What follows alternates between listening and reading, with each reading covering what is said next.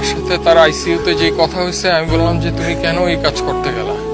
বলে আমার বাচ্চারা আমার সামনে সব পুইরা মারা যাচ্ছে, আমি এটা কিভাবে সহ্য করি। আমি সর্বোচ্চ চেষ্টা করছি বাচ্চাদের, কিছু বাচ্চা বের করছি, আরো কিছু বাচ্চা বের করতে গেছি, এমন সময় এক্সপ্লোশন আরো জোরে হয়ে আমি আর কিছু জানি না। ওর ভিতরে সে নিজে পইরা নিজে পুরা ভাই 100% বার্ন হয়ে গেছে, পা থেকে মাথা পর্যন্ত চুল। শুধু সে বেঁচে ছিল, একটু কথা বলতে পারছে আইসিইউতে। তারা যখন চিকিৎসা নিছে এবং তাকে যখন লাইফ সাপোর্টে নেওয়ার আগ পর্যন্ত সে লাস্টে একটা কথাই বলছে যে আমার হাতটা একটু, ডান হাতটা দিয়ে বলছে আমাকে একটু শক্ত করে ধরো ডান হাতটা। আমি শক্ত করে ধরছি, ভাই ধরা যায় না, পুরা সব কিছু পোড়া। বুকের এইখানে নিয়ে বললো তোমার সাথে আমার আর দেখা হবে না।